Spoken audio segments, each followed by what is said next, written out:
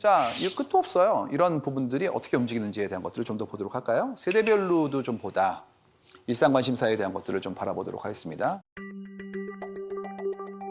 일단 고용 이슈는 굉장히 중요해요. 2030, 3040 전부 다 일자리 고용 얘기도 나오고, 그다음에 5, 60대는 의료보건이 있지만 여기서도 일자리 고용이 나옵니다.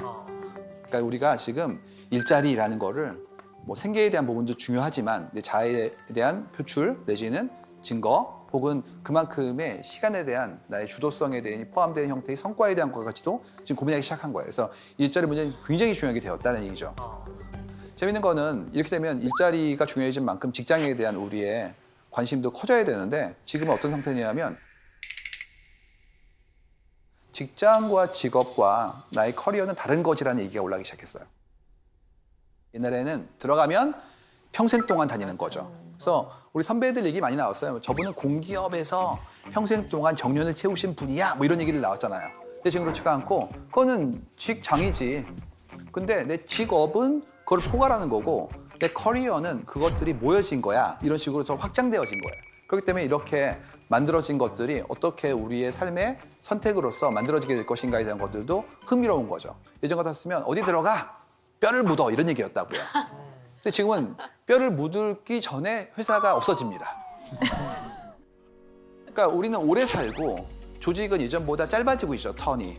이유는 뭐 자본 시스템이 되면서 합병되어지거나 아니면 새로운 형태의 비즈니스를 만들거나 이런 일이 벌어지기 때문에 이제는 오히려 사람이 직장보다 직업보다 길어진 거예요. 직업이 사라지는 이후에도 나는 생존하고 있는 거예요. 그렇기 때문에 그만큼의 긴 나의 하나의 계획이라든지 내 생에 대한 어떤 새로운 형태의 어떤 갈림길을 선택하는 방법들을 해봐야 된다 이런 얘기들이죠. 그래서 이런 부분이 나왔어요. 이번에 코로나19와 함께 급상승했던 것이 자아입니다. 자아는 무엇이냐? 누구냐는 거죠.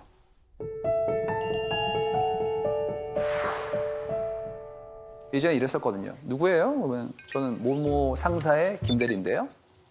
이거였죠. 왜냐? 그럴 수밖에 없었던 것이 가장 많은 시간을 보내요. 아침에 회사에 가서 저녁 때까지 업무를 보고 나와서 다시 또 유대에 대한 것도 직업 관련된 분들을 만나고 그러다 보니까 이런 얘기 나왔었어요. 퇴근할 때 집에 다녀오겠습니다. 뭐 이런 거. 이유가 실제로 더 많이 있으니까. 집에서의 시간은 대부분 다 의식이 없는 상태였기 때문에 이런 얘기 나왔었는데 지금 그렇지가 않고 이제 그게 멈춰진 거예요. 그래가지고 이런 얘기 벌어졌습니다. 그러니까 누구세요? 했을 때 저는 직장에 다니는 누구인데 그랬더니 아니 그건 당신의 어떤 직업의 일부잖아요. 누구죠? 난 누구의 엄마입니다. 아빠입니다. 그건 관계잖아요. 전 뭐 이런 학교에 나와 그건 당신의 중요한 학력의 일부잖아요. 이런 식으로 물어보게 된 거예요. 너 누구냐는 거죠. 대답이 궁해지는 거예요. 난 누구지?